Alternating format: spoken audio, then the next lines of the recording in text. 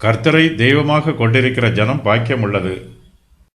மாயையை பேசும் வாயும் கள்ளத்தனமான வலது கையும் உடைய அந்நிய புத்திரரின் கைக்கு என்னை விலக்கி தப்புவியும். அப்பொழுது எங்கள் குமாரர் இளமையில் ஓங்கி வளருகிற விருட்சக் கன்றுகளைப் போலவும் எங்கள் குமாரத்திகள் சித்திரம் தீர்ந்த அரமனை மூலைக் கற்களைப் போலவும் இருப்பார்கள். எங்கள் களஞ்சியங்கள் சகலவித வஸ்துக்களையும் கொடுக்கத்தக்கதாய் நிரம்பியிருக்கும். எங்கள் கிராமங்களில் எங்கள் ஆடுகள் 1000 10,000 பலுகும். எங்கள் எருதுகள் பலத்தவைகளாயிருக்கும். சத்துரு உட்புகுதலும் குடியோடி போகுதலும் இராது. எங்கள் வீதிகளில் கூக்குரலும் உண்டாகாது. இவ்விதமான சீரை பெற்ற ஜனம் பாக்கியமுள்ளது. கர்த்தரை தெய்வமாக கொண்டிருக்கிற ஜனம் பாக்கியமுள்ளது.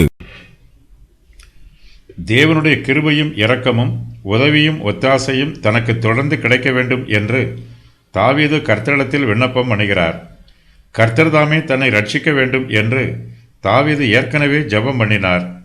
இப்போது அந்த ஜெபத்தை இங்கு மறுபடியும் மாயையை பேசும் வாயும் கள்ளத்தனமான வலது கையும் உடைய அந்நிய புத்திரரின் கைக்கு என்னை விலக்கி தப்புவியும் என்று மறுபடியும் சொல்லுகிறார்.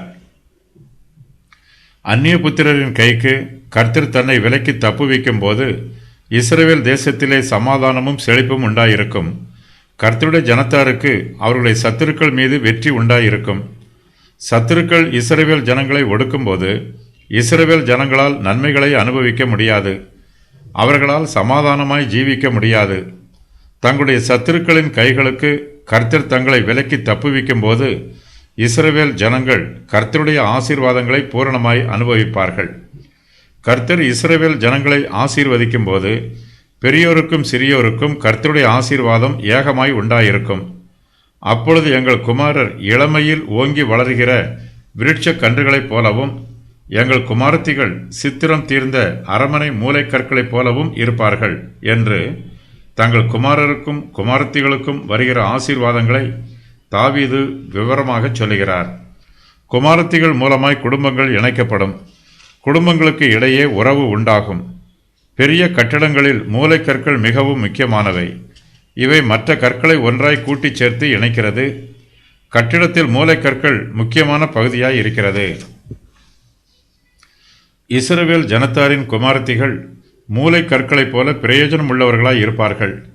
அவர்கள் அழகுள்ளவர்களாகவும் இருப்பார்கள். தாவீது தங்கள் குமாரத்திகளின் அழகை விவரிப்பதற்காக அவர்கள் சித்திரம் தீர்ந்த அரமனை மூலைக்கற்களைப் போல இருப்பார்கள் என்று சொல்லுகிறார். அவர்கள் தங்கள் சிந்தையிலும் சரீரத்திலும் அழகுள்ளவர்களாய் இருப்பார்கள்.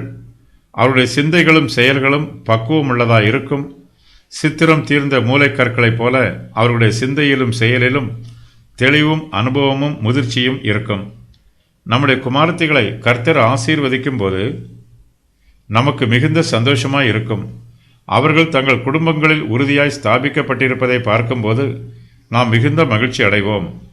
நம்முடைய குமாரத்திகள் உலக பிரகாரமான ஆசீர்வாதங்களோடு ஆவிக்குரிய ஆசீர்வாதங்களையும் பெற்றுக்கொள்ளும் போது நமக்கு பேரானந்தமாய் இருக்கும். குமாரர்களைப் போலவே குமாரத்திகளும் கர்த்தருடைய ஜீவனுள்ள ஆலயமாய் இருக்கிறார்கள்.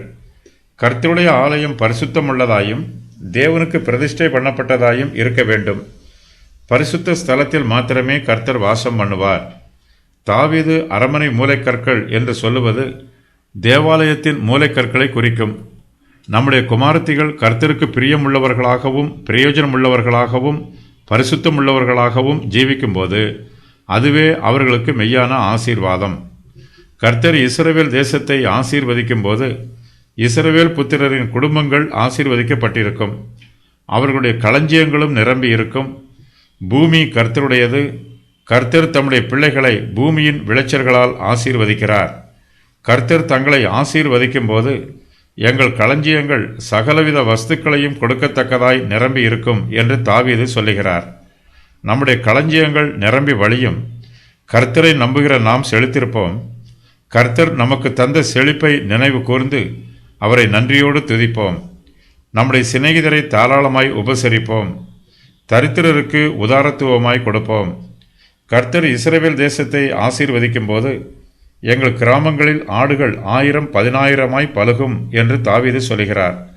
ஆடுகளே இஸ்ரவேல் தேசத்தாரின் பிரதான சம்பத்து. ஆடுகளின் பெருக்கம் அவர்களுக்கு ஐஸ்வர்யத்தை தருகிறது. கர்த்தர் இஸ்ரவேல் ஜனத்தாரின் ஆடுகளை பலுகி பெருகச் செய்கிறார். இஸ்ரவேல் ஜனங்கள் ஆடுகளை மேய்ப்பதோடு விவசாய தொழிலையும் செய்து வருகிறார்கள். நிலத்தை உழுவதற்கு எருதுகள் வேண்டும். அவை பலவீனமாய் இராமல் பலத்தவைகளாய் இருக்க வேண்டும். கர்த்தர் இஸ்ரவேல் தேசத்தை ஆசீர்வதிக்கும் போது அவர்களுடைய எருதுகளையும் ஆசீர்வதிக்கிறார். அவர்களுடைய எருதுகள் உழுவதற்கு ஏற்ற பலமுள்ளவைகளாய் இருக்கும். தேசத்தில் ஆசீர்வாதம் இருந்தாலும் சத்துருக்கள் அதை கொள்ளையிட்டு விடக்கூடாது. கர்த்தர் கொடுத்திருக்கிற ஆசீர்வாதத்தை கர்த்தரே பாதுகாத்து தர வேண்டும். கர்த்தர் இஸ்ரவேல் தேசத்தை ஆசீர்வதிக்கும் போது அவருடைய தேசத்திலே சத்துரு உட்புகுதலும் குடியோடி போகுதலும் இராது என்று தாவீது சொல்லுகிறார். சத்துருக்கள் இஸ்ரவேல் ஜனத்திற்கு விரோதமாக வரமாட்டார்கள். தேசத்தில் யுத்தம் நடைபெறும் போது வீதிகளில் கூக்குரல் உண்டாகும். தங்களை பாதுகாத்துக் கொள்வதற்காக யுத்தம் நடைபெற்றாலும் அல்லது பிறருடைய தேசத்தை ஒடுக்குவதற்காக யுத்தம் நடைபெற்றாலும் யுத்தத்தின் முடிவில் உயிர் சேதமும் கூக்குரலும் இருக்கும். கர்த்தர் இஸ்ரவேல் தேசத்தை ஆசீர்வதிக்கும் போது அவர்கள் மற்ற தேசங்களை கொள்ளையிடுவதற்காக அவர்கள் மீது யுத்தம் பண்ண மாட்டார்கள். கர்த்தருடைய ஆசீர்வாதம் தாராளமாய் இருப்பதினால் அவர்கள் மற்ற தேசங்கள் மீது யுத்தம் பண்ண வேண்டிய அவசியம் எதுவும் இருக்காது. கர்த்தர் இஸ்ரவேல் ஜனங்களை பாதுகாப்பார். கர்த்தருடைய பாதுகாப்பு இஸ்ரவேல் ஜனத்தாருக்கு இருப்பதினால் மற்ற தேசத்தார் அவர்கள் மீது யுத்தம் பண்ண வரமாட்டார்கள். யுத்தம் இல்லை என்றால் உயிர் சேதம் இல்லை. வீதிகளில் கூக்குரல் இல்லை. கர்த்தருடைய ஆசீர்வாதம் இஸ்ரவேல் தேசத்தின் மீது தங்கியிருக்கும் போது அந்த தேசத்திலே சமாதானமும் ஆறுதலும் சந்தோஷமும் நிரம்பி இருக்கும். கர்த்தருடைய பிள்ளைகள் வீதிகளில் கர்த்தரை துதிக்கும் ஸ்தோத்திர கீதங்களையும் ஆனந்த கீதங்களையும் பாடுவார்கள். வீதிகளில் கூக்குரல் உண்டாகாது. கர்த்தரை துதிக்கும் ஆர்ப்பரிப்பு உண்டாயிருக்கும். தேசத்தில் யுத்தம் வரும்போது ராஜ்யத்தின் மீதோ ராஜாவின் மீதோ குற்றம் சொல்வார்கள். சில சமயங்களில் ஒருவருக்கு விரோதமாக மற்றொருவர் குற்றம் சொல்லுவார்கள். கர்த்தர் இஸ்ரவேல் தேசத்தை ஆசீர்வதிக்கும் போது அந்த தேசத்தில் யுத்தம் இருக்காது, சமாதானம் இருக்கும். ஜனங்கள் ராஜாவின் மீது பிரியமாய் இருப்பார்கள்.